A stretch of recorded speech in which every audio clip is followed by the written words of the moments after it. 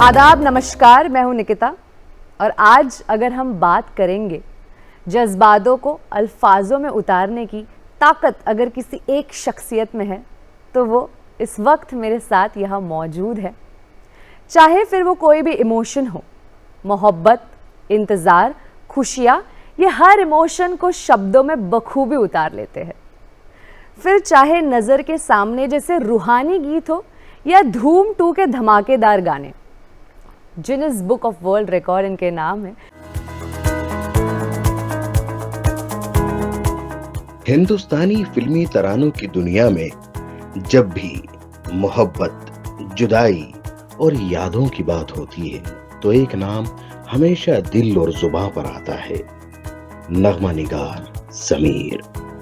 वो नाम जिसने अपनी कलम से न जाने कितने दिलों के जज्बात को अल्फाज बख्शे। इनके नगमों में मोहब्बत की मिठास भी है, जुदाई का सोज भी और यादों की भीगी शामों का एहसास भी।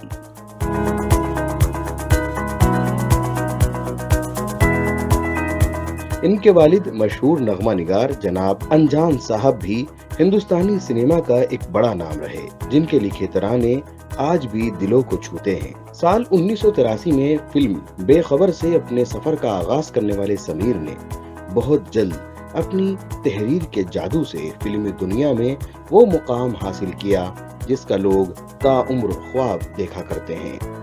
इनके लिखे तरानों ने उस दौर में ऐसी धूम मचाई कि कई फिल्में महज इनके नगमों की बदौलत कामयाब और सुपरहिट हो गईं।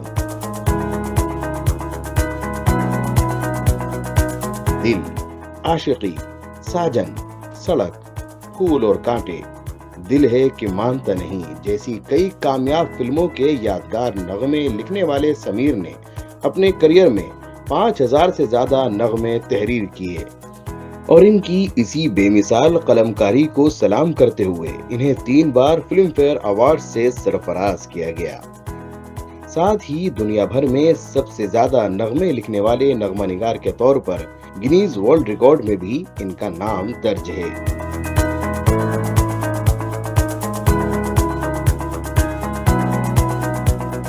जहां एक तरफ समीर के पुराने नगमे लोगों के दिलों में धड़कते हैं, वहीं दूसरी तरफ आज की नस्ल के लिए भी मोहब्बत और जज्बात का नया सिलसिला लिख रहे हैं।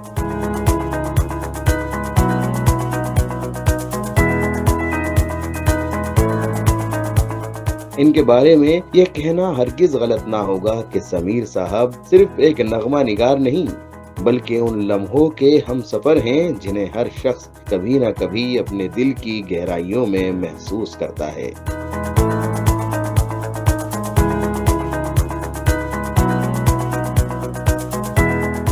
म्यूजिक इंडस्ट्री की शान समीर अनजान साहब का स्वागत करती हूँ मैं आज गुफ्तगू में। नमस्ते निकिता। नमस्ते।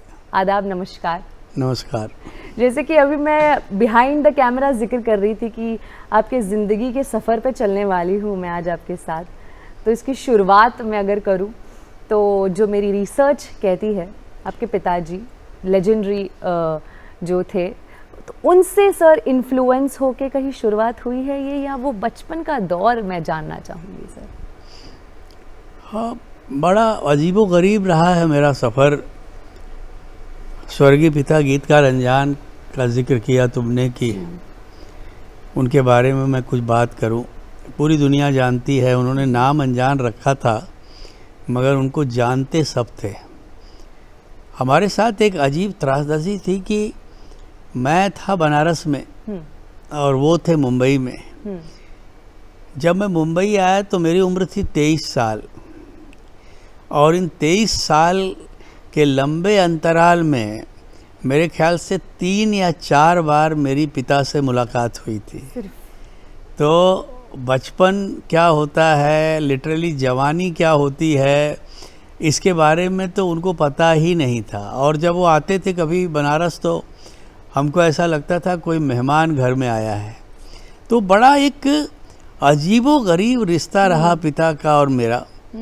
और जब मैं मुंबई में आने के बाद उनसे मिला तो ये समझने में, ये जानने में कि वो सचमुच मेरे पिता हैं, मुझे कई साल लग गए जब वो सानिध्य हुआ, जब वो करीबी हुई, जब उनसे मिला, एक दूसरे को समझने लगे, धीरे धीरे धीरे धीरे वो जो एक अंदर जो एक चीज़ दबी हुई थी वो धीरे धीरे बाहर आने लगी। और फिर एक मोड़ पे आके लगने लगा कि यार सही मायने में जो पिता होना चाहिए वो मेरा पिता है।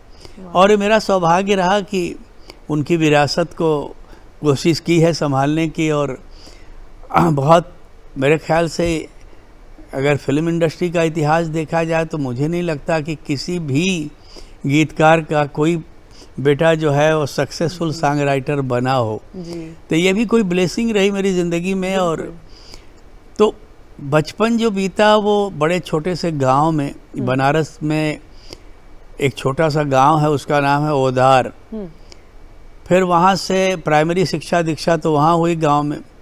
फिर मैं जब इंटरमीडिएट कॉलेज में आया तो गांव से शहर की तरफ आ गया, बनारस आ गया। मेरे ग्रैंडफादर जो थे वो सेंट्रल बैंक ऑफ इंडिया में नौकरी करते थे, तो उनको रहने के लिए वहाँ जगह मिली थी। तो वहाँ मेरी परवरिश होने लगी दादी के साथ। अब माँ जुदा हो गई गांव में, क्योंकि माँ गांव में रहती थी, दादी शहर में थी क्योंकि दादाजी वहाँ थे। तो बड़ी अजनबियत के साथ और बड़ी उतार चढ़ाव के साथ ज़िंदगी का सफ़र आगे बढ़ता गया। फिर मैंने अपनी पूरी एजुकेशन ख़त्म की वहाँ पे बनारस हिंदू यूनिवर्सिटी में। मैंने एमकॉम किया और पिताजी का ख़ास आग्रह था कि मैं ज़िंदगी में जो चाहे करना करूं, मगर कभी गीतकार बनने की कोशिश मत करना। वो बिल्कुल, इसलिए उन्होंने मुझे लिटरेचर न पढ़ा के कॉमर्स में डाला कि तुम सीए बन जाओ, नौकरी कर लो, बिजनेस कर लो, जो तुम चाहो करो, मगर अपना रुख कभी फिल्म इंडस्ट्री की तरफ मत करना। और मेरी कोशिश भी वही रही, इसीलिए मैंने कॉमर्स में पढ़ाई की और बैंक में भी नौकरी। हाँ, एमकॉम करने के बाद मैं सेंट्रल बैंक ऑफ इंडिया में नौकरी करने गया। मगर कहीं ना कहीं अंतर मन से हमेशा एक आवाज़ आती रही कि तुम्हारी मंजिल मकसूद ये है नहीं, तू गलत जगह पे जा रहा है। और अभी भी मैं तुमसे कह रहा हूँ कि तू निकल जाए यहाँ से। और मैं तुमको बताऊँ विनीता, मैंने हमेशा दिल की सुनी है।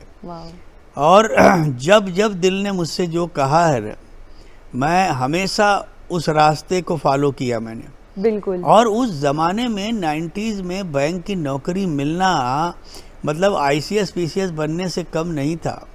वो बहुत डेयरिंग का काम था कि उस दौर में मैंने दूसरे दिन रिज़ाइन कर दिया। दूसरे दिन। और मैं वो तारीख़ मुझे याद है, मैं 5 अप्रैल 1980 को काशी एक्सप्रेस पकड़ के 6 तारीख को मैं मुंबई की सरजमीन पे था। और फिर अब यहाँ से जो सफ़र शुरू हुआ वो बताऊँगा तुमको। मगर पिछला जीवन ऐसे ही रहा। मगर जीवन में गरीबी देखी, संघर्ष देखा, भूख देखी। और बनारस में जब था तो धीरे धीरे, चूँकि आपकी रुझान जिधर होती है वैसे लोग आपको मिलते रहते हैं जी। तो एक ग्रुप बन गया दोस्तों का, उसमें ज़्यादातर शायर थे, कवि थे। फिर हम लोग धीरे धीरे रेडियो तक गए, फिर मुशायरों तक गए। तो वहाँ ये सब मैं उस दौर में इसलिए नहीं कर रहा था कि मुझे गीतकार बनना है, चूँकि वो एक अंदर ये गॉड गिफ्ट होती है चीज़। बिल्कुल। आप चाहो कि कभी बन जाओ तो आप नहीं बन सकते हो, अंदर वो जम्स होने चाहिए। तो अब वो एक चीज़ अंदर कुरेदती थी, तो मैं उसको लिखता रहता था। अच्छा लगता था क्योंकि एक शौक़ बन गया वो मेरा। तो कविता मेरी ज़िंदगी में शौक़ की तरह आई और धीरे धीरे धीरे धीरे वो बड़ी होती गई। और फिर एक मोड़ पे आके मैंने सोचा चलो अब थोड़े मुशायरे में जाऊं। हाँ। तब तक मन में नहीं था कि गीतकार बनना है। अच्छा। मगर जब बैंक की नौकरी ज्वाइन की, हाँ। वहाँ से लगने लगा कि यार अब ये शौक़ कहीं ना कहीं मुझे तकलीफ़ बहुत दे रही है। तो मैंने बोला नहीं, जबकि ये हिम्मत हो नहीं रही थी कि पिताजी चाह नहीं रहे हैं और मैं उनके अगेंस्ट जाके उनके विश के अगेंस्ट जाके एक डिसीजन लेना। मगर मैंने बोला नहीं, अब मेरी ज़िंदगी है, मैं बड़ा हो चुका हूँ, मुझे मेरे फैसले लेने की पूरी आज़ादी है। मैं निकला वहाँ से और आ गया। तो शुरुआती दौर में मेरी बुआ यहाँ रहती थी, तो उनके घर पे था मुंबई में। है मुंबई में, हाँ। क्योंकि मैं आया तो एकदम अजनबी था, इस शहर में कोई मुझे जानता ही नहीं था। आपको ये भी नहीं पता था कि पिताजी मुंबई में कहाँ रहते हैं? ना, कुछ नहीं पता था, ये भी नहीं पता था। और मुझे ये भी पहली बार जब इस शहर में आया तो मुझे ये पता चला कि ईस्ट और वेस्ट भी होता है। हमारे शहर में तो कुछ नहीं, एक ही है, वो ईस्ट वेस्ट सब वही समझ लो जी। और यहाँ बस का नंबर होता है, यहाँ बिल्कुल। लोकल ट्रेन होती है, यहाँ इतनी भीड़ होती है। बिल्कुल। तो मैं तो भौचक्का था जब उतरा दादर स्टेशन पे, तो मैं ऐसा सोच रहा था कि आप किसी को एक रेगिस्तान में ले जाके डाल दो और देखे कि अरे अब मैं क्या करूं, कहाँ जाऊँ? बट लकली फूफा जी को बोला था तो बेचारे आ गए थे, उनके साथ आ गया, आ तो गया, मगर अब बुआ जी के यहाँ कब तक आप रहेंगे, रिश्तेदार के यहाँ आप एक टाइम तक रह सकते हैं। फिर मैंने सोचा कि मेरे जीविकोपार्जन के लिए, जीने के लिए आते ही गाने तो मिलने वाले नहीं हैं। लकली मैंने बनारस में जर्नलिज्म भी किया था। अच्छा। तो मैं पेपर्स में आर्टिकल लिखता रहता था, वहाँ भी लिखता रहता था। तो मैंने बोला पहला काम तो ये करूं कि मैं यहाँ की जो मशहूर मैगजीन्स हैं उनके दफ्तर में जाऊं। तो मैं मलाड स्टेशन से बैठता था, सीधा चर्च गेट आता था टाइम्स ऑफ इंडिया के दफ्तर में। उस ज़माने में एक बड़ी मशहूर मैगजीन निकलती थी, माधुरी।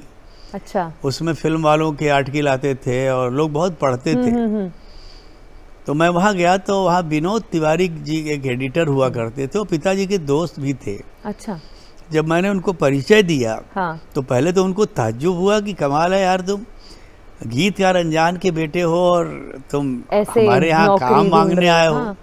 तो मैंने उनको कहा कि अंकल, पिताजी को पता भी नहीं है कि मैं शहर में हूँ, मैं आपसे गुजारिश कर रहा हूँ कि अगर आप थोड़ी बहुत। तो उन्होंने बोला नहीं बेटा बिल्कुल, मैं तुमको हर 15 दिन में मैगजीन जब निकलती है तो एक इंटरव्यू तुम्हारा छापूंगा और उस इंटरव्यू का तुमको 500 रुपया मिलेगा। तब के उस जमाने में। हाँ, मैं बहुत खुश हो गया कि चलो एक 500 की व्यवस्था तो हुई। खैर, पहला इंटरव्यू जो मैंने किया था वो शक्ति कपूर जी का था। वाह। और मुझे याद है तब वो जुहू पे गजधर अपार्टमेंट करके एक बिल्डिंग है, उसमें रहा करते थे। खैर, ये सिलसिला चलने लगा। फिर चूँकि मैंने एमकॉम किया था और पढ़ा लिखा आदमी था, तो और बनारस में भी था, तो मैं ट्यूशन्स करता था। अच्छा।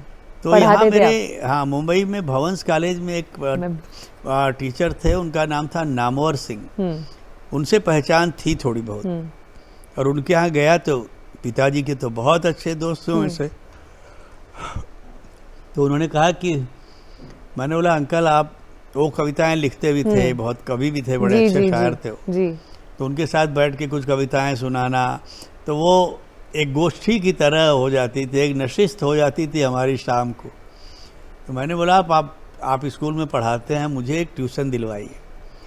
तो उन्होंने बोला बेटा अब स्कूल के बच्चे करेंगे कि नहीं पता नहीं मुझे, मगर मैं यहाँ बाहर हमारे यहाँ एक डेयरी फार्म वाला है। अच्छा। उसके 2 बच्चे पढ़ते हैं। अच्छा। वो मुझे 3-4 दिन पहले ही पूछ रहा था कि यार इसको कोई टीचर चाहिए पढ़ाने के लिए। हाँ। मैं गया और लकीली वहाँ नौकरी मिल गई। पर माफ कीजिएगा, रोकना चाहूंगी, इस पूरे सिलसिले में क्या पिताजी को पता चल चुका था कि आप मुंबई आ चुके? ना, कुछ पता नहीं था, कुछ भी नहीं पता था। पिताजी अभी किसी चीज के बारे में अवेयर ही नहीं है। खैर, ये अब मेरे जीने खाने का एक रास्ता मुझे मिल गया। रोज सुबह उठना, 5-5:30 बजे तैयार होना, पहले बॉम्बे टाइम्स के दफ्तर में जाना, वहाँ से निकलना, फिर अंधेरी स्टेशन आना, वहाँ पे ट्यूशन करना। हाँ। और ट्यूशन्स करके हर शाम नामोर जी के घर पे चले जाते थे। तो वहाँ चाय वाय भी मिल जाती थी, तो 2 काम हो जाता था कि यार चलो शाम को चाय भी मिल गई। फिर मैंने बुआ के घर से निकल के दूसरी जगह पे एक छोटा सा, आज भी मुझे याद है, ब्लॉक नंबर 5 और रूम नंबर 628, वो मैंने भाड़े पे ले लिया और रहने लगा। और मुंबई का जो कठिन से कठिन संघर्ष होता है, मतलब एक रूम छोटा सा, उसमें मेरी ज़िंदगी कट रही थी। जबकि मैं जब बनारस में था तो कभी अपने हाथ से उठा के मैंने पानी भी नहीं पिया था। यहाँ तो खाना भी खुद बनाना, सब खुद। खाना बनाना तो आता नहीं था, चाय बनानी आती थी तो उतना ही कर लेता था। अब खाने का अरेंजमेंट कैसे करूं? अब तो मैं क्या करता था, जब निकलता था सुबह तो सुबह तो कुछ बिस्किट विस्किट खा लिया, हो गया नाश्ता हो गया, चलो हाँ। निकलो। बस पकड़ी, बस से गए ट्रेन, लोकल ट्रेन पकड़ी। खार स्टेशन पे अभी भी मैं अभी जाता हूँ तो मेरा दिल धड़कता है। वहाँ एक साउथ इंडियन रेस्टोरेंट है, वहाँ पे एक यूपी का आदमी था, लड़का था, वहाँ काम करता था। तो जब मैं एक दो बार गया तो वो मुझे देख के तो उसको बड़ी दया है कि यार ये लड़का आता है बेचारा। तो उसने पूछा कहाँ के रहने वाले हो, तो मैंने बताया। तो उसने कहा कि काम किसी को बोलना मत, 10 रुपए में 2 पूरी सब्जी होती है, मगर मैं 1 पूरी तुमको चोरी से लाके दे दिया करूँगा। तो अब वहाँ पे मेरी सेटिंग हो गई, लंच मेरा वहाँ हो जाता था। हाँ। अब 10 रुपए में मेरा जीवन कटने लगा और रोज़ सेटिंग वहीं थी, वहीं जाता था, वहीं लंच किया और फिर निकला। शाम का कुछ भरोसा नहीं, अगर किसी के यहाँ गया कुछ खाने पीने को मिल गया तो वेल एंड गुड, वरना वो भी नहीं तो कुछ कभी केला खा लिया, कभी बनाना, कुछ भी खा लिया, आ गए, सो गए, हो गया, काम ख़त्म। ये सब चलता रहा। फिर बीच में एक बार मुझे घर में हमारी आंटी की तबीयत बहुत ख़राब हुई तो बनारस जाना पड़ा। अच्छा। तो मैं चर्चगेट स्टेशन पे प्लेटफार्म पे कपड़े बिकते हैं, हाँ। अभी भी बिकते हैं शायद। जी जी। तो जो शर्ट मैंने पहनी थी वो 10 रुपए की शर्ट थी और पैंट जो था पुराना पैंट था। तो जब माँ ने मुझे देखा तो वो बहुत इमोशनल हो गई कि, और मैं एकदम ऐसा हो गया था, पतला दुबला, पहले से भी पतला था और ये संघर्ष, न प्रॉपर खाना खाने नहीं नहीं पीना मिलना, नहीं, कुछ बराबर। नहीं। तब उसने खत लिखा पिताजी को। ये कितने साल बाद, मुंबई आने के कितने साल तकरीबन बाद? 1 साल के बाद, 1 साल के बाद। कि मेरा बेटा वहाँ संघर्ष कर रहा है, आपने कभी उसकी खोज खबर भी नहीं ली। तो उनका जवाब गया, भाई आपका बेटा मेरे सपनों में नहीं आता, मुझे कैसे पता कि आपका बेटा यहाँ पे आया हुआ, मुझे तो किसी ने बताया नहीं। जी। खैर उनको जैसे ही पता चला तो अपने सारे रिलेटिव जो हमारे थे, हाँ, उनको उन्होंने फ़ोन लगाया कि आप ढूंढिए वो किधर है, उसको लेके आइए। फिर मैं वहाँ से लेके, वो लोग लेके मुलाकात फिक्स हुई। यहाँ पे लिंकिंग रोड पे एक पाम्पोस करके एक रेस्टोरेंट हुआ करता था, अभी भी है। वहाँ पे हम पहली बार 23 साल के बाद पिता और पुत्र आमने सामने, और मैं संघर्ष की आग में इतना जला हुआ था और उनसे इतना नाराज था, ये सोच के गया था आज ये मुझसे जो पूछेंगे मैं उसका 2 टूक जवाब दूंगा। खैर भाई आ गए तो उन्होंने फूफा जी को बोला कि अब आप चले जाइए, मैं इनसे बात कर लूँगा और फिर चले जाएंगे। हाँ। ठीक है। तुमको ताज्जुब होगा, उन्होंने जो पहला सवाल मुझसे किया, पहले तो ये बोले कि भाई मेरे मना करने के बावजूद आपने शहर में आने की ज़रूरत कैसे की? तो ठीक है, अब आप बड़े हो गए हैं, आपको अपने फैसलों के लिए आज़ादी है जी। मगर मैं आपसे चंद सवाल करूंगा, अगर आपने सही जवाब दे दिया तब तो मेरी अनुमति आपको है, नहीं तो फिर आप आए हैं भाई, अपनी दुनिया देखिए, अपनी लड़ाई लड़िए, हम आपको रोक तो सकते नहीं। पहली मुलाकात में ये कह दिया? पहली मुलाकात में बात। पहला सवाल उन्होंने मुझसे पूछा कि तुमने ज़िंदगी में कभी किसी लड़की से प्यार किया? तो मैं बहुत घबराया कि इस जगह ऐसा सवाल मेरी समझ के बाहर था।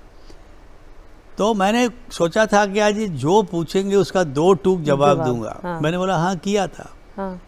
क्या सोच के क्या किया था? तो मुझे लगा शायद नाराज़ हो गए। हाँ। तो मैंने बोला पापा कोई प्यार करता है तो सोच के नहीं करता। जी। बोले अच्छा अब तुम पूछो कि मैंने तुमसे ये सवाल क्यों पूछा। तो मेरे अंदर वो उत्कंठा तो थी ही, एक कहीं ना कहीं क्यूरियोसिटी थी कि सचमुच इन्होंने सवाल क्यों पूछा। बिल्कुल। उन्होंने बोला सवाल इसलिए पूछा कि मैं जानना चाहता था कि तुम सच्चे आशिक हो कि भगोड़े आशिक हो, क्योंकि सच्चा आशिक जो होता है ना वो सोच के प्यार नहीं करता, वो जो जहाँ सोच आई वहाँ प्यार में बिजनेस शुरू हो जाता है, वहाँ नाप जोक शुरू हो जाती है। तो ये तो तुमने बताया कि नहीं तुम सच्चे आशिक हो। और उस सवाल से मेरा जो ताल्लुक था कि ये इंडस्ट्री जो है ना ये एक महबूबा की तरह है बेटा, अगर इससे सच्चा इश्क होगा तो ही रह पाओगे, नहीं भाग जाओगे। तो अब ये तो मुझे समझ में आ गया कि तुम भागोगे तो नहीं, बिल्कुल, तुम पूरी शिद्दत से आए हो और पूरी लगन लेके आए हो कि नहीं मुझे यहाँ कुछ हासिल करना है। अच्छा तुम आए हो तो सचमुच तुम्हारे मन में होगा कि तुम साहिर बन जाओगे, हाँ, बख्शी बन जाओगे, जी, अनजान बन जाओगे, लोग तुम्हारे ऑटोग्राफ लेंगे, तुम्हारा फेमस हो जाएंगे। इंटरव्यू होगा, तुम्हारे गाने बजेंगे। जी। ये दुनिया जो है जन्नत है, यहाँ हूरें होंगी, परियां होंगी। तो हमने बोला हाँ यही सोच के आया हूँ, इसीलिए तो आया हूँ। तो बोले मगर एक चीज तुमने सोचा नहीं कि जन्नत जो है ना, जन्नत पाने के लिए एक काम करना होता है। मैंने बोला क्या? बताए कि मरना होता है, मरने के लिए तैयार हो? तो मैंने बोला भाई अगर जन्नत के लिए मरना है तो मरूंगा, और क्या कर सकता हूँ, अगर चाहिए तो चाहिए। जी। ठीक है भाई, दोनों सवाल से संतुष्ट हो गए। हाँ। फिर इन्होंने बोला अच्छा बस अपना बोरिया बिस्तर बांधो, हाँ। कल मेरे घर आ जाओ, हाँ। और कल से अब मैं तुमको बताऊंगा कि फिल्म इंडस्ट्री क्या है, पोएट्री क्या होती है, यहाँ राइटिंग कैसे की जाती है, और जिस विधा में तुम लिखते हो वहाँ की विधा और यहाँ में कितना फर्क है। जी जी। बस वहाँ से जीवन आसान होना शुरू हुआ, और फिर एक लंबा अंतराल अभी तक जहाँ तक पहुँचा हूँ सिलसिला चलता रहा। खूबसूरत, बेहद खूबसूरत। पिताजी का तो पहला सवाल आपने हमें बता दिया, आपका पहला सवाल पिताजी के लिए क्या था जब पहली बिल्कुल कोई जरूरत ही नहीं थी सवाल करने की। अब तो नाराजगी नहीं जताई? नाराजगी नहीं जताई। जब मैं रहने लगा और धीरे धीरे एक दूसरे से करीब होने लगे, तब मैंने उनसे पूछा था कि आप क्यों मना करते थे पापा? तो उन्होंने बोला बेटा मैं इसलिए मना करता था कि मैं 17 साल के बाद मुझे सफलता मिली थी, तो मैं ये नहीं चाहता था कि जिस आग में मैं जला हूँ उसमें मेरा बेटा जले। तो बात मुझे बिल्कुल कन्विंसिंग लगी। मैंने बोला बिल्कुल नहीं, कोई बाप नहीं चाहेगा बिल्कुल, कि उसका बेटा संघर्ष करे और तकलीफ झेले। बिल्कुल। बट उसके बाद फिर तो हर दिन शाम बैठते थे, ज़िंदगी की बातें, और वो बहुत बड़े फिलासफर थे। मेरे ख्याल से ज़िंदगी पे एक सबसे खूबसूरत लाइन उनकी जो है कि ज़िंदगी तो बेवफा है एक दिन ठुकराएगी, मौत महबूबा है अपने साथ लेके जाएगी, मर के जीने की अदा जो दुनिया को सिखलाएगा, वो मुकद्दर का सिकंदर जाने मन कहलाएगा। तो जो आदमी इतनी बड़ी फिलासफी लिख सकता है, मेरा सौभाग्य रहा कि वो मेरे पिताजी। बिल्कुल। तो बस वहाँ से सिलसिला चलता रहा, और 1-1.5 साल की बहुत कठिन परीक्षा लेने के बाद तब उन्होंने मुझे आज़ाद किया कि अब मैंने पर दे दिए हैं तुमको, आसमान खुला है, उड़ान तुम्हारी है, भरो जहाँ तक भर सकते हो बेटा। मैं पीछे सपोर्टिव सिस्टम की तरह रहूँगा, मगर कभी ये उम्मीद मत करना कि मैं किसी से बोलूँ कि मेरा बेटा है इसको काम दो। तुमको अपनी ताकत से, अपने टैलेंट से लोगों को प्रभावित करके काम लेना पड़ेगा, क्योंकि यहाँ किसी के कहने पे कोई काम नहीं देता। यहाँ एक ही चीज़ चलती है जिसका नाम है टैलेंट। बहुत खूब, बहुत खूब। और अगर मैं बात करूँ सर आपके पहले ब्रेक की जो 1983 में मिला, वो कैसे मिला? वो भी बड़ा अजीब किस्सा है। असल में संघर्ष के मैं बहुत बुरे दौर से गुजर रहा था। जहाँ जाऊँ हर जगह केवल एक उम्मीद मिले मगर काम मिले नहीं। एक म्यूजिक डायरेक्टर थे, मैं उनका नाम नहीं लूँगा, उनके यहाँ मैं गया, पिताजी के बड़े अच्छे दोस्त भी थे। तो मैंने उन्होंने कहा कि भाई तुम गीतकार अनजान के बेटे हो, मुझे कुछ अपनी चीज़ें सुनाओ। तो मैंने उनको तकरीबन 30-40 गाने सुनाए। 30-40 गाना सुनने के बाद उनका रिएक्शन बड़ा उल्टा हुआ जी। उन्होंने कहा कि तुमने हमारा 1-1.5 घंटा बर्बाद कर दिया, इतना ख़राब लिखते हो, हिम्मत मत करना कहीं जाने की, नहीं पिता का नाम खराब कर दोगे, मैं तुमको पैसा देता हूँ, तुम बनारस वापस चले जाओ। ऐसे बोले? और गुस्से में उठा के मेरी डायरी नीचे फेंक दी। वो 3रे महले पे रहते थे।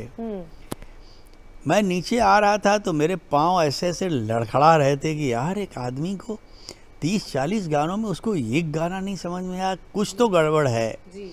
मगर वो अंदर जो मेरे अंदर एक पॉजिटिविटी थी ना, एक जो उम्मीद की किरण थी ना, वो बुझने को तैयार नहीं। उसने बोला कि एक काम कर, ठीक है यहाँ नहीं हुआ ना, तो और कोशिश कर, 1-2 जगह और जा।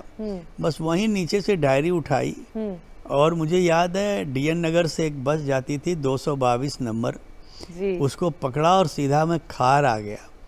खार स्टेशन पे उतर के मुझे पता था उषा खन्ना जी के यहाँ रहती हैं, अच्छा। तो उषा खन्ना जी के सिटिंग रूम पे गया और लकीली वो उस वक्त अकेले बैठी थी।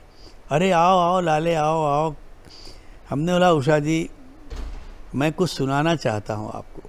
बोली हाँ बिल्कुल सुनाओ, मैं बैठी हूँ, आज तो मैं सुनने के मूड में हूँ। तुम बिलीव करो कि मैंने उनको केवल 4 कविताएं सुनाई और उन्होंने कहा कि बस ये 4 के 4 गाने मैं तुम्हारे रिकॉर्ड करने जा रही हूँ और इसी हफ्ते रिकॉर्ड करूँगी। क्या बात है। सोचो, एक जगह इतना निगेटिव थॉट हाँ। मिला, दूसरी जगह इतना पॉजिटिव। पहला गाना उन्होंने मेरा रिकॉर्ड किया और अलका याग्निक का वो दूसरा गाना था। गाने के बोल आज भी मुझे याद हैं कि गोरी परेशान है, काली परेशान है, हर घर वाले से घरवाली परेशान है। बट वहाँ से जो सिलसिला शुरू हुआ, फिर कनेक्शन बनते गए, मिलते गए लोग, धीरे धीरे सफ़र चालू हो गया। बिल्कुल। पर वो म्यूजिक डायरेक्टर जिन्होंने शुरुआत में ऐसा बर्ताव किया, उनके बाद कभी लाइफ में बहुत बार मुलाकात, उसके बाद तो उनको इतनी भी हिम्मत नहीं होती थी कि मुझसे सामने आए, मुझसे मिले। तो एक बार एक पार्टी में मैंने उनको रोका कि मैं समझ गया बेचारे उनका गिल्ट है। बिल्कुल। तब तक मैं बहुत सफल हो चुका था। बिल्कुल। मैंने उनको रोका, बोला मैंने अंकल इधर आइए, आप क्यों घबराते हैं मुझसे। मैंने देखिए वो कसूर आपका नहीं था, वो मेरे वक्त का कसूर था। मेरा वक्त ख़राब चल रहा था, तो आपका जो रिएक्शन था उसमें आपको नहीं पसंद आई, नहीं पसंद आई। बिल्कुल। ज़रूरी थोड़ी है कि एक लड़की सबको पसंद आए, किसी को बहुत पसंद आती, किसी को नहीं आती, तो it's a matter of choice. वाह। तो फिर उनको समझ में आया कि नहीं नहीं यार चलो, इसके दिल में बुरा नहीं लगा है, तो होता है। बट उन्होंने बोला कि मैंने आज के उस दिन के बाद कसम खा लिया कि अब मैं किसी के टैलेंट पे कभी उंगली नहीं उठाऊं। वाह। कौन आदमी कहाँ चला जाएगा आप कुछ नहीं बोल सकते। जी जी बिल्कुल बिल्कुल।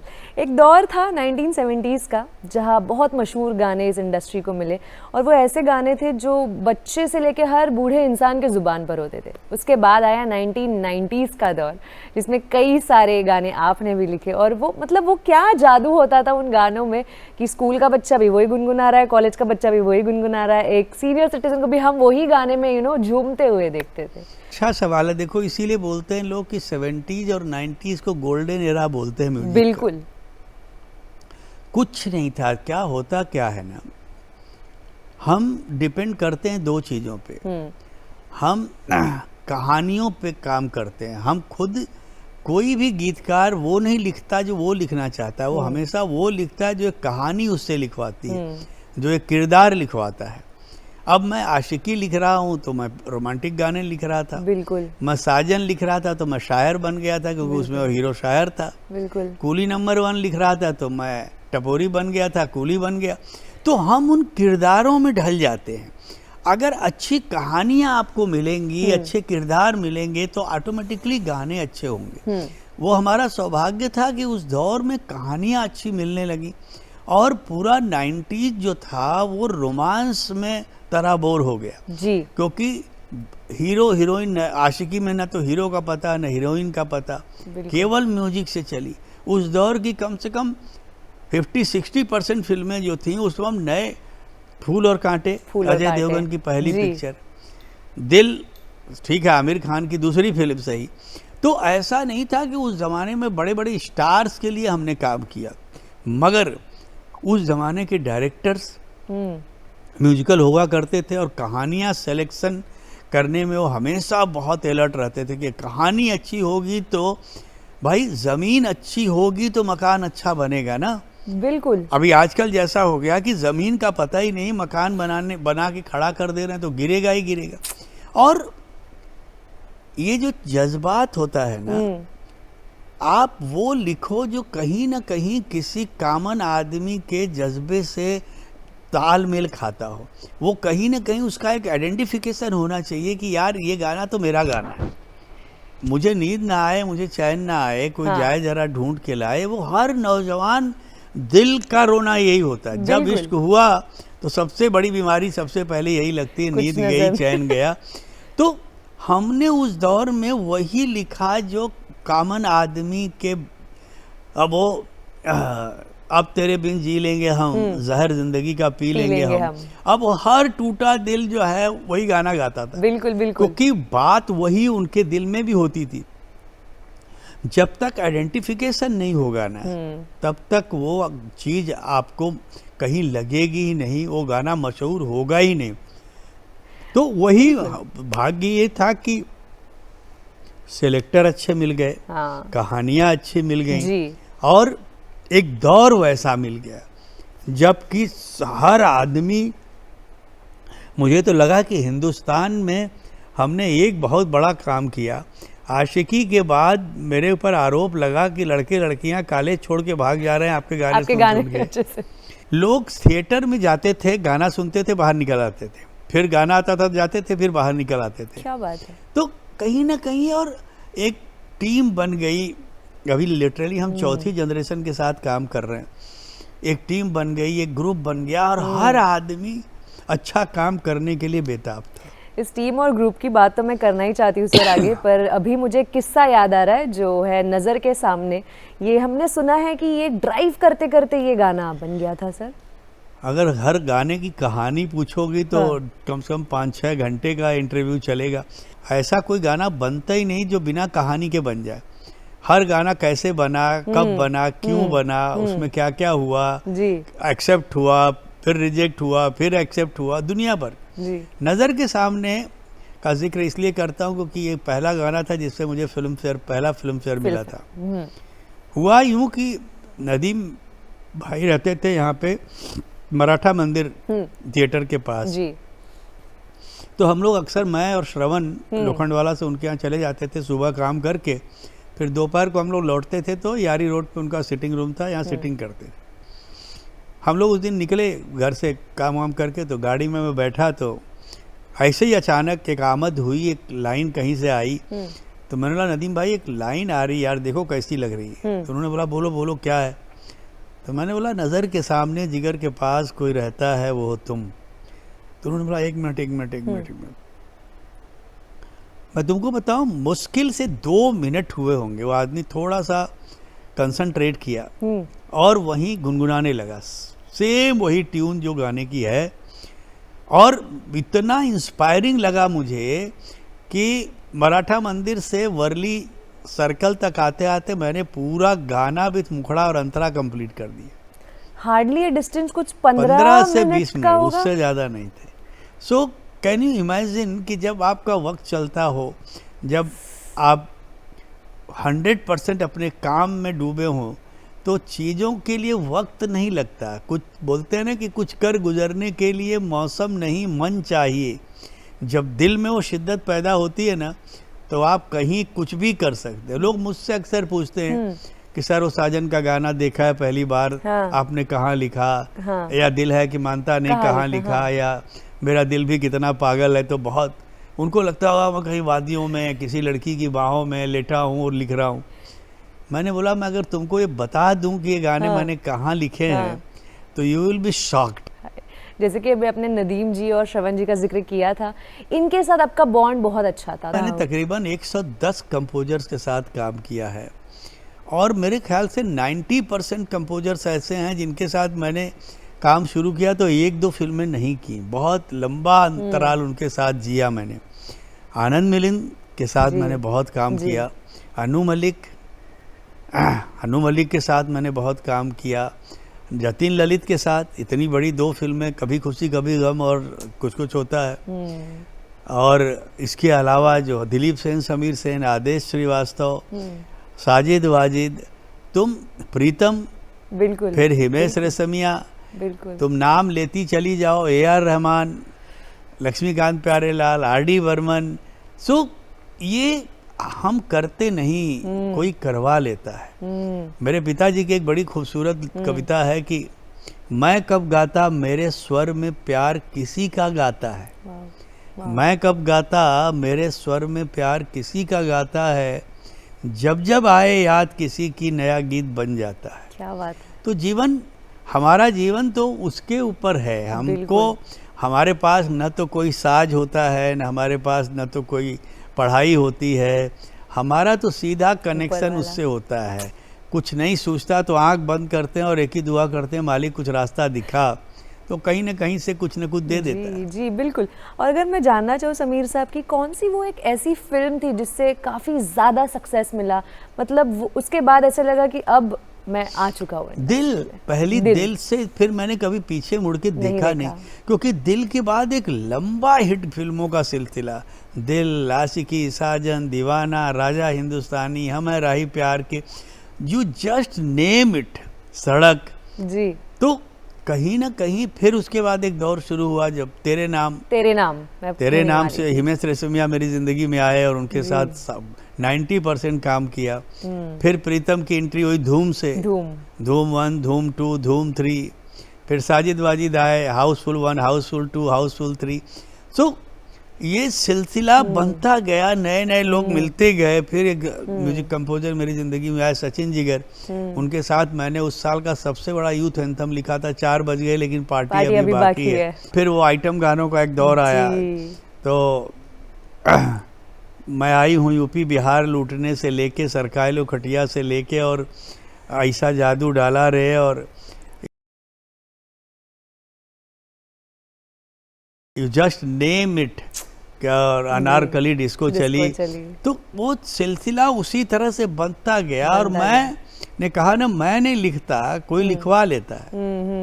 पर इतनी सब शोहरत जब आई उसके बाद खुद के लिए वक्त मिल पाता था? वक्त की तलाश भी कभी नहीं की, क्योंकि जिस चीज के लिए वक्त चाहिए था वही कर रहा था।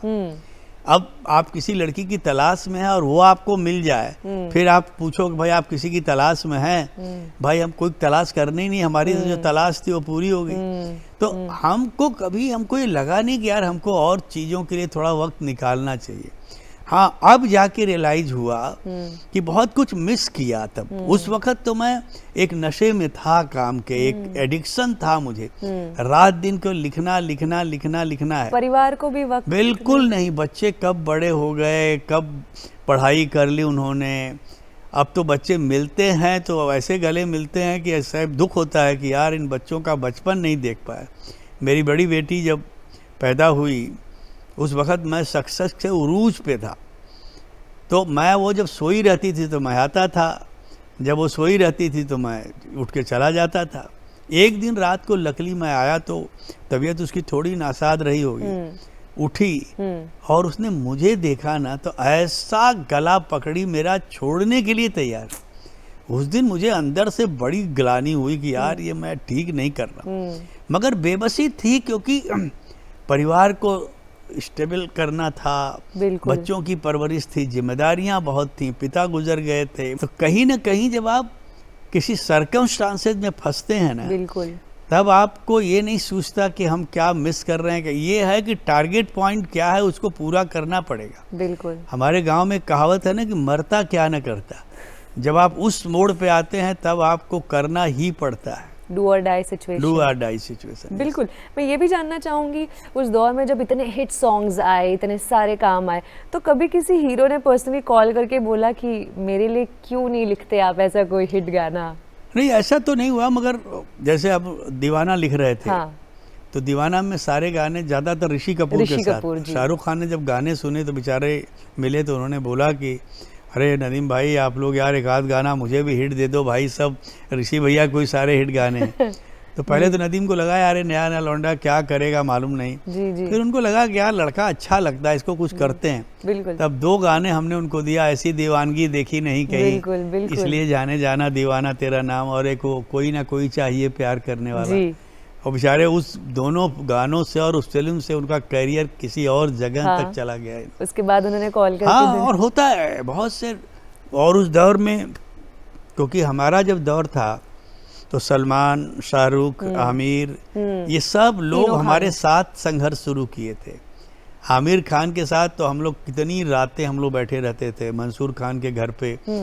और गोविंदा के जो मामा थे वो हमारे बड़े अच्छे दोस्त थे। अच्छा। लिटरली हम लोगों ने उनको पहली पिक्चर, क्योंकि मामा को लगता ही नहीं था कि ये हीरो बनेगा, वो बोलते थे अरे मोटा क्या काम करेगा तुम लोग। हमने बोला नहीं, तो मैंने इसको एक जगह डांस करते हुए देखा था। अच्छा। मैंने बोला मामा तू मेरी बात मान, इसको तू एक बार ट्राई कर। तो एक गाना हम लोगों ने एक रिकॉर्ड किया था, तो ये लेटा हुआ था, तो उसने बोला चल उठ डांस करके दिखा। जब नाचा तो उसको लगा कि यार है लौंडे में बात तो है। तो वहाँ से उनको एक पहली फिल्म मिली थी तन बदन। खुशबू जो थी वो हीरोइन थी उस पिक्चर की, उसके गाने हम लोगों के थे, मामा ही इसके डायरेक्टर थे।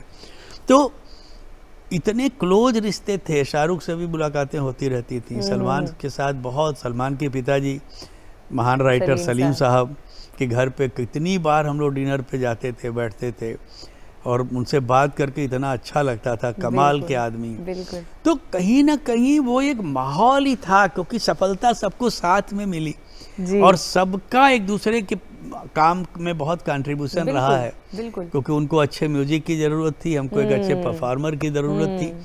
तो जब आपका वक्त सही होता है ना, तो हर बात सही हो जाती है। बिल्कुल। महेश भट्ट साहब के साथ भी आपने कई सारे फिल्में करी, उनके साथ मुलाकात कैसी, उनके साथ ये बॉन्ड, ये रिश्ता कैसा बना? कुछ डायरेक्टर ऐसे होते हैं ना जो आपकी ज़िंदगी में एक छाप छोड़ के चले जाते हैं। कुछ सेलेक्टर ऐसे होते हैं जो उनको पता होता है कि उनको क्या चाहिए जी। उनका म्यूजिकल टेस्ट इतना अच्छा होता है ना। महेश भट्ट जी में एक कमाल का हुनर है, उनको टेक्नीशियन से काम कैसे निकलवाना है। आपको इतना हाइप कर देंगे ना कि आपको लगेगा कि आपकी ज़िंदगी का जो बेस्ट है महेश जी को दे दो यार। मैं तुमको एक इंसिडेंट बताता हूँ। घूंघट की आड़ से दिलबर का दीदार अधूरा रहता गाना था, सिटिंग हो रही थी, प्रोड्यूसर को वो लाइन पसंद नहीं आई आड़ से। अच्छा। तो बोले यार बड़ा अनम्यूजिकल वर्ड है, घूंघट की आड़ से क्या है, इसको कर देते हैं घूंघट के पीछे से या चिलमन के नीचे से। हम लोग भी सोचे कि यार ये आदमी बार बार बोल रहा है, मगर नदीम भाई ने बोला नहीं सर ये लाइन तो नहीं बदली जाए। अच्छा। आपको गाना पसंद नहीं, हम आपको दूसरा गाना दे देते हैं। महेश भट्ट की इतने में एंट्री हुई और वो घुसते ही पहले ही सिटिंग रूम में गाना सुने बगैर वाह वाह वाह वाह सुना है। नदीम श्रवण समीर ने तो आग लगा दी, कमाल का गाना बनाया। हमको मालूम था कि वो हमेशा ऐसे ही बोलते हैं, आए कर सुने गाना। तो उन्होंने खास उस लाइन पे तवज्जो दिया। अच्छा। कि समीर ये जो आड़ लाइन आपने लिखी है ना, ये इस गाने की जान है। तो अब देखो एक आदमी जो शायरी समझता है, जो संजीदा आदमी है, जो लिटरेचर समझता है, तो उनके साथ जो काम करके मजा आया। और उनके साथ जितनी फिल्में हम लोगों ने उस दौर में की जी। दिल है कि मानता नहीं, आशिकी और सड़क, सब की सब हमारा ही प्यार के, सब की सब सुपरहिट फिल्में रही। बहुत खूब, बहुत और खूब। सब म्यूजिकल रही हैं। वंडरफुल। अगर मैं जानना चाहूँ सर, 4th जनरेशन के साथ आप काम कर रहे, जैसे आपने जिक्र किया, कुछ मेजर बदलाव आपको इस म्यूजिक इंडस्ट्री में आज नजर आता है? बदलाव तो होता रहता है, देखो प्रकृति का नियम है बदलना। जैसे एक दौर आया तो मेरे ऊपर आरोप लगा कि आप सब ये कौन सी भाषा, इंग्लिश स्टाइल के गाने आप लिख रहे हैं जी। तो मैंने, और एक गाना बड़ा मशहूर हुआ था मेरा, उसमें वो गाना था वो कितने अरमान मान मान मान जागे थारे वास्ते सोनिए, ऑल डे ऑल नाइट मुझे याद सताए। अब देखो इसमें कितनी भाषाएं हैं, गुजराती, पंजाबी, इंग्लिश, हिंदी। तो मैंने उनसे बोला कि जब मैं नए बच्चों के साथ बैठता हूँ ना, तो ये बोलते हैं, मैंने उस भाषा को खिचड़ी नाम दिया है। थोड़ी हिंदी बोलेंगे, फिर इंग्लिश बोल देंगे, फिर उसमें थोड़ी पंजाबी भी बोलेंगे, फिर मराठी भी बोल। तो हमने बोला, मैंने ये महसूस किया कि अगर मैं आइडेंटिफाई मुझे होना है तो इनकी भाषा को मुझे पकड़ना पड़ेगा। ये क्या किस लैंग्वेज में बात करते हैं, वरना इनको लगेगा कि हमारे दौर का राइटर नहीं है। तो वहाँ से मैंने उस तरह से अपने आप को तोड़ना, बदलना, और फिर उस दौर में जो लोग नए लिखते थे उनको मैं बड़े गौर से सुनता था। अच्छा। क्योंकि काफ़ी तो पुराने जो नए आए थे, जो हमने जो लिखा था उसी को फॉलो कर रहे थे, मगर कुछ लोग नया कुछ लिख रहे थे। तो मैं हमेशा स्टूडेंट्स की तरह अपने आप को पेश करता हूँ। अच्छा। आज भी मैं सीखता रहता हूँ। मुझे कहीं नहीं लगता कि मैंने 4000-5000 गाने लिख लिए, मैं ये कुछ नहीं। मैं क्या लिख रहा हूँ, वो मेरा जो आज लिख रहा हूँ वो मेरा कल है। बिल्कुल। तो मुझे अपने आप को अपडेट करते रहना पड़ेगा और दौर के साथ, जनरेशन के साथ वंडरफुल ताल से ताल मिलाना पड़ेगा, नहीं तो मैं पीछे रह जाऊंगा। और वही कारण है कि आज 45 साल का जो सफ़र तय कर पाया हूँ, उसके पीछे की जो सबसे बड़ी ताकत है वो यही है कि मैं अपने आप को बदलता रहा हर दौर में। ये इतना लंबा सफ़र जो तय करा है ज़िंदगी में, कोई ऐसा किस्सा जो आज तक कहीं शेयर ना किया हो, जो गुफ्तगू के द्वारा आप कुछ कहना अब चाहेंगे? किस्से मेरे रह ही नहीं गए। कुछ किस्सा ऐसा होता है जो मैं तुमसे कह सकता कि हाँ आज तक मैंने ये बात और कहीं रिवील नहीं की है। ज़िंदगी में किस्से तो इतने हैं, मैंने तुमसे कहा ना कि किस्से में अगर जाएंगे तो फिर बात बहुत, कितने किस्से मैं तुमको सुनाऊं, हर गाने के पीछे किस्सा है। कोई एक दिल से जो मगर करीब हो। कई बार ऐसा लगता है कि भाई, और चूँकि बहुत इंटरव्यू कर चुका हूँ, बहुत हाँ। जगह सारी बातें लोगों को पता हो चुकी हैं, तो मैं सोचता हूँ कि कभी कोई ऐसी बात मुझे लगे कि हाँ यार, जैसे कई बार जब कहानियाँ हम सुनते हैं तो जो अगर आप बहुत गौर से सुनो ना तो कहानी सुनते सुनते आपके 2-2, 3-3 मुखड़े बन जाते। अच्छा। मैंने एक फिल्म लिखी थी और बहुत मशहूर हुआ था उसका म्यूजिक। मैं उसका अगर एक गाना तुमको सुनाऊंगा तो तुमको फट से याद आ जाएगा, ज़रा ज़रा महकता है। और फिर उसका एक गाना, वो सच कह रहा है दीवाना, जी। दिल दिल ना किसी से लगाना, जी, रहना है तेरे दिल में। रहना है तेरे दिल में। जी। और वो साउथ के म्यूजिक डायरेक्टर हैं हरीश जयराज जी, तो उनकी एक फिल्म उन्होंने म्यूजिक दिया था जिसका ट्रैक जो था वो ओरिजिनल ट्रैक था, और वही म्यूजिक हिंदी में जो फिल्म आ रही थी उसमें करना था। अच्छा। I was too busy. अब वासु भगनानी जी उसके प्रोड्यूसर थे, मैंने वासु जी के साथ बहुत सारी फिल्में की। अब वो जिद पे आ गए कि नहीं समीर जी आपको लिखनी पड़ेगी ये फिल्म। मैंने बोला वासु जी उसको यहाँ बुलाइए, म्यूजिक डायरेक्टर को, मैं लिख दूंगा, मैं चेन्नई नहीं जा सकता हूँ। बिल्कुल। उन्होंने बोला नहीं वो तो आ ही नहीं सकता, उसको भाषा की समझ नहीं, कुछ नहीं तो करे। खैर मैंने बोला अच्छा एक काम करिए, एक संडे का दिन निकालिए, सुबह की फ़्लाइट अर्ली मॉर्निंग लीजिए, मैं कोशिश करूँगा कि एक ही दिन में उसका पूरा ट्रैक ख़त्म करके आऊँ। यू कांट बिलीव, हम सुबह की फ़्लाइट लिए, होटल के रूम में 10 बजे मैं पहुँचा हूँ, डायरेक्टर को बिठाया, हमने बोला अब तुम ट्यून मेरे पास आ गई है, तुम सिचुएशंस बताते जाओ और मैं गाना लिखते जाऊँगा। और रात को 8 बजे की फ़्लाइट पकड़ के मैं वापस आ गया। मुंबई। मैं सोच भी नहीं सकता था कि इस फिल्म का म्यूजिक इतना मशहूर हो जाएगा। और ख़ास तौर से ये गाना जो था ना, ज़रा ज़रा, ये कहानी थी पूरी, क्योंकि फिल्म में जहाँ पे गाना है वो पूरी कहानी नरेट करती है, अपनी जो डिज़ायर्स हैं उनको बोलती है उसमें जी। और डायरेक्टर लकली हिंदी नोइंग था तो वो सब समझता था। अच्छा।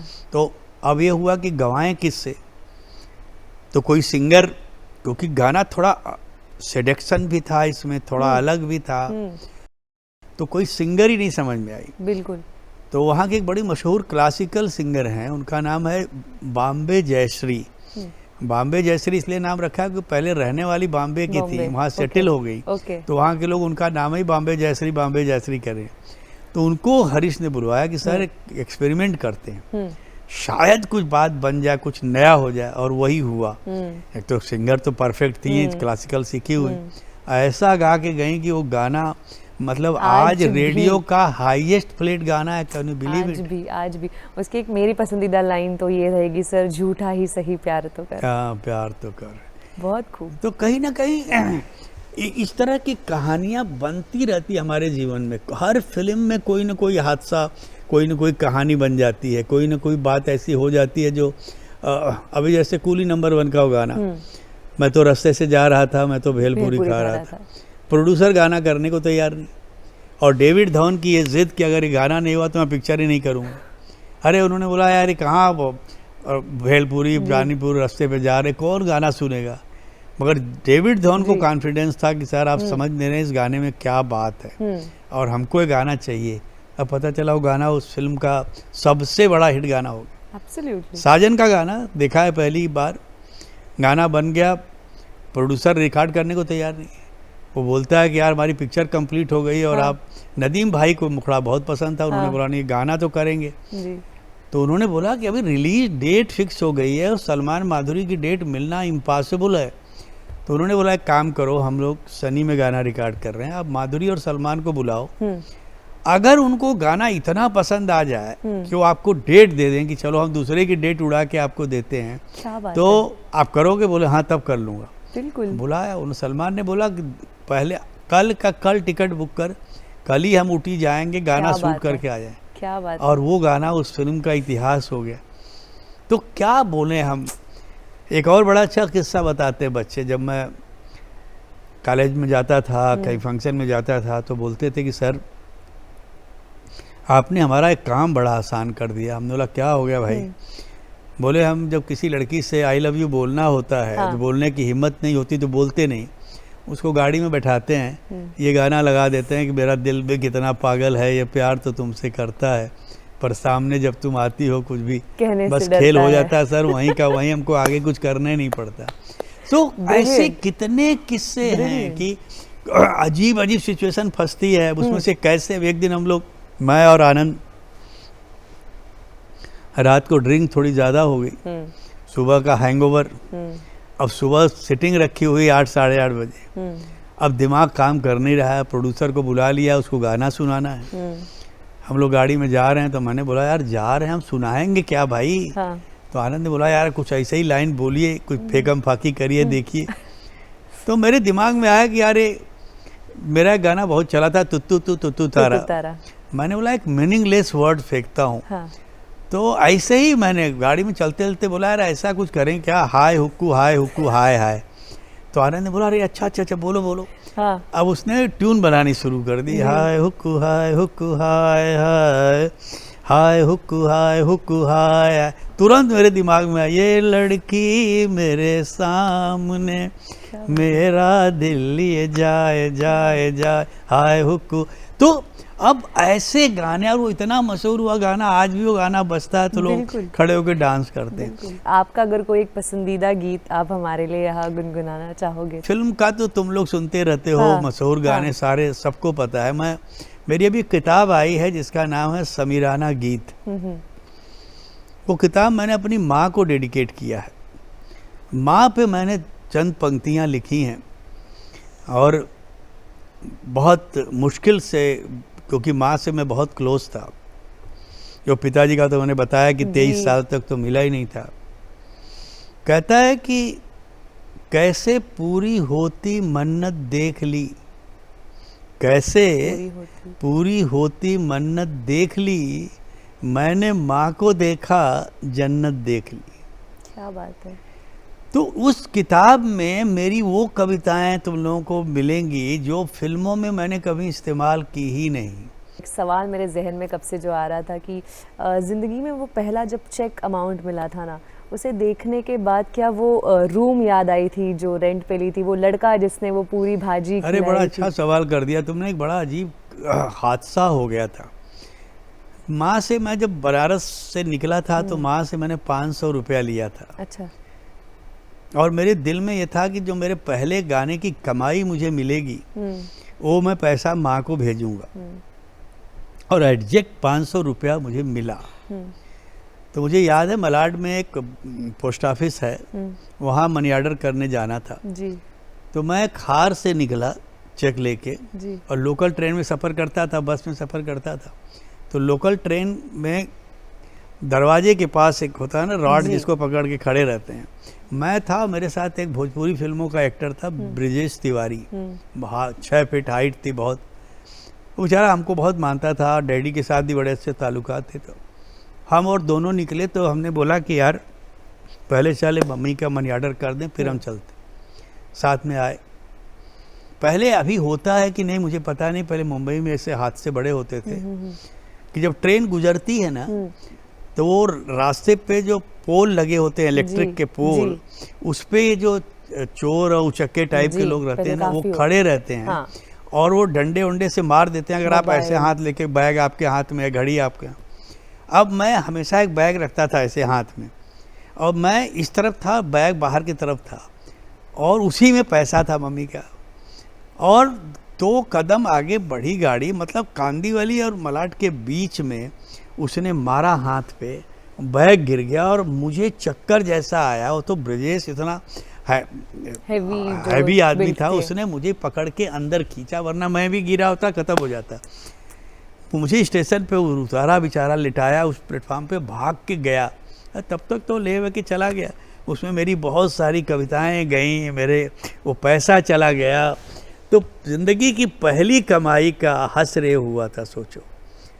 तो जीवन में कुछ कुछ ऐसे ऐसे मोमेंट हो जाते हैं कि आप कभी उसको भूलते नहीं। फिर उसके बाद जब पैसा मिला तो मैंने बोला नहीं, और उसके बाद से फिर ज़िंदगी में मैंने कभी बैग लिया ही नहीं, छोड़ दिया बैग लेना। मैंने बोला नहीं। आपके पिताजी ने ये नसीहत दी थी कि इस आग में तो जलना पड़ेगा। तो जब शोहरत मिली, जब नाम हुआ, तब पिताजी का क्या उस पर रिएक्शन? बिल्कुल, देखो तो केवल पिता ही एक ऐसी शख्सियत होती है कि जो अपने से बड़ा नाम अपने बेटे का देखना चाहते हैं जी। और उनकी भी तमन्ना थी कि भैया बच्चा आया है तो मैं चाहता हूँ। पहली बार जब मुझे फिल्म फेयर मिला तब तक उनको 2-3 बार पैरालिसिस अटैक हो चुका था और मेरे मन में बहुत तमन्ना थी कि यार अगर मुझे सम्मान फिल्म फेयर मिले तो मैं पिता के हाथों से लूँ।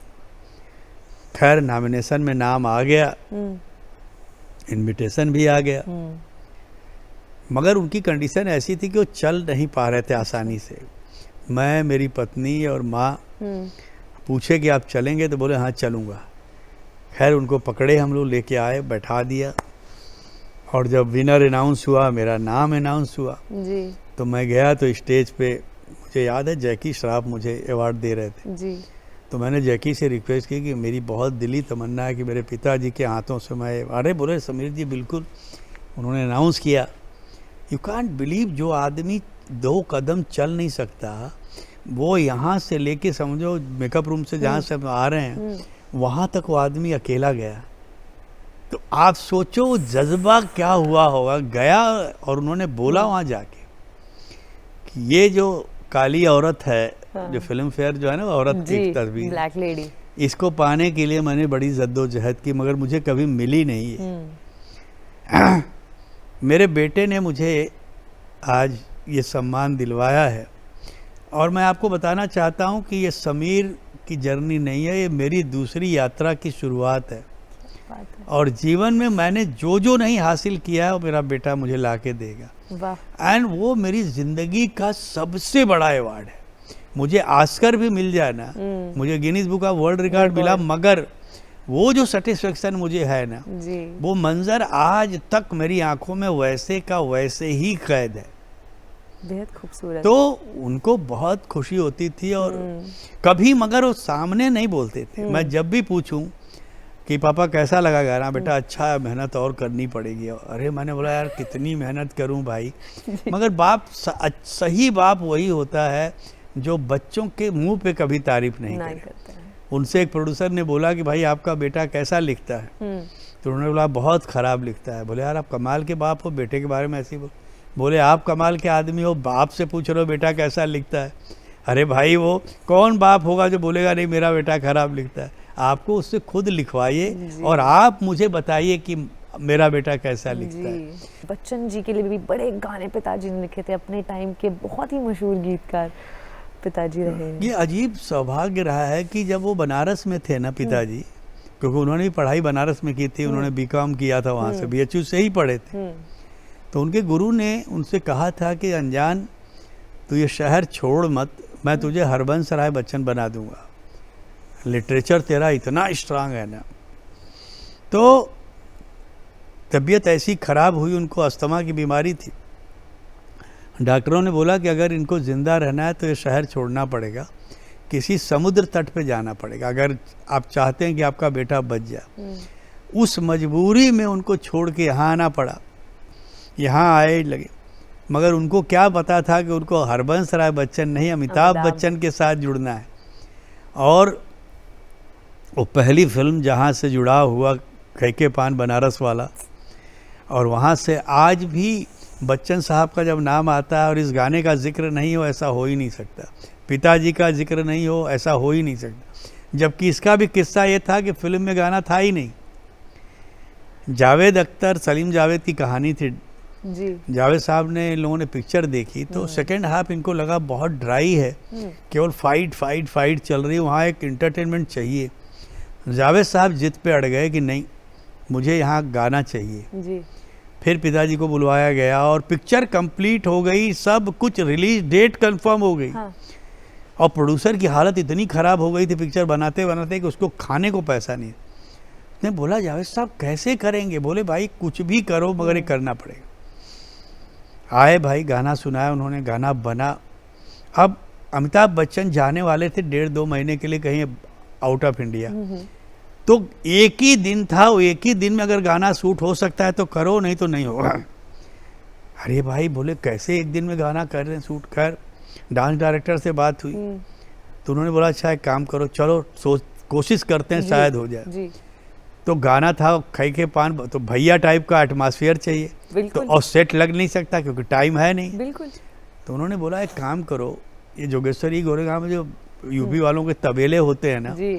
किसी के तबेले में चलो वहीं गाना शूट कर देते हैं। क्या बात। और कांट बिलीव, तबेले में गए, वहाँ 1.5-2 घंटे में गाना शूट हुआ और वो गाना इतिहास हो गया। गुफ्तगू के जरिए किन लोगों को याद करना चाहेंगे आप? वो हसीन मंजर जब मेरी ज़िंदगी के साथ जितने भी गुजरे हैं, जहाँ जहाँ खूबसूरत गुफ्तगू हुई है लोगों के साथ, वो सारे मोमेंट मैं याद करना चाहूँगा। और मेरे बहुत से गानों में, जिन जिन गानों में गुफ्तगू शब्द का इस्तेमाल किया है मैंने, वो गाने अब मुझे बहुत याद आएंगे कि यार देखो मैंने लफ्ज़ इस्तेमाल किया और मैं उस कार्यक्रम से आज वापस लौट के आया हूँ। बिल्कुल बिल्कुल, बहुत बहुत शुक्रिया हमसे बात थैंक करने यू, का, थैंक यू। और मुझे पूरी उम्मीद है कि सुनने वाले इसको पसंद करेंगे। और जैसा मैं आप लोगों से कह रहा हूँ कि मेरे बारे में तो आप बहुत कुछ जानते हैं, जी। मगर हर इंटरव्यू में कुछ ऐसी बात ज़रूर निकल के आती है जो आपके लिए नई होती है। तो ये जो गुफ्तगू हमारे बीच रही है, इसमें आपको बहुत कुछ अच्छा मिलेगा।